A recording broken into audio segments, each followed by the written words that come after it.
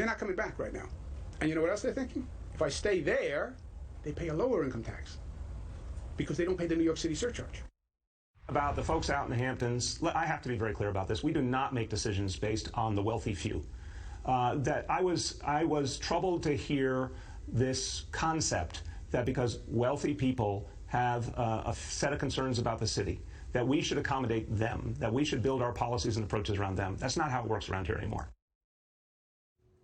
Well, Mayor, I'm not to offend anyone here, but it's not a concept. It's real. The math is real. Rich folks have decided to say it's just a hassle being in the Big Apple, and they're leaving. The governor acknowledged that. So he even took a meal for him. I don't think he was just being facetious either. It is a real crisis for his city right now.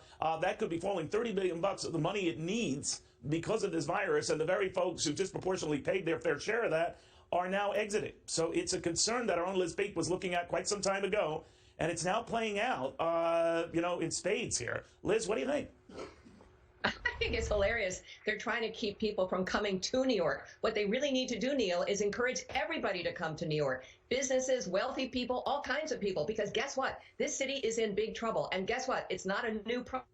COVID, for sure, has been the icing on the cake and made the city more dangerous. But a continued string of incredibly bad policies have led to a huge drop in the quality of life, which is only getting worse now that the crime rate is soaring. And by the way, not just soaring in areas where crime is always a problem, but soaring on the Upper East Side and other places where wealthy people live. The idea that wealthy people are not important to this city is ludicrous. They support all the arts and the museums that attract tourists year after year. 50% of income taxes in New York City are provided by the top 1%.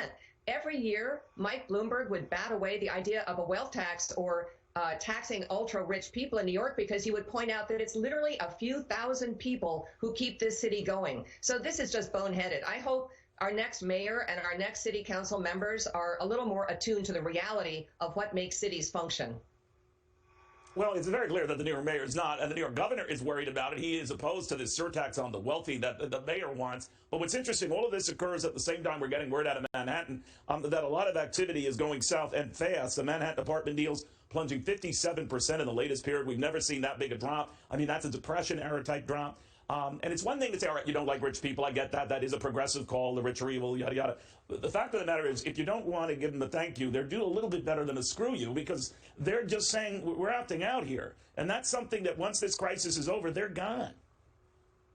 And by the way, it's not just wealthy people, it's also businesses. New York State has consistently ranked with California as the worst places to do business in the entire country. And we've seen that only get worse with people like Alexandria Ocasio-Cortez of her ilk really bashing local businesses. If you're not going to supply jobs and corporate income taxes, where do they think the money is going to come from to help the people who really do need help in the city? That's the conundrum. That's what they never answer. Where does that money come from?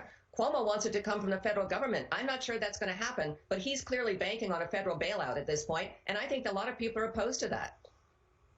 Well, and he's clearly more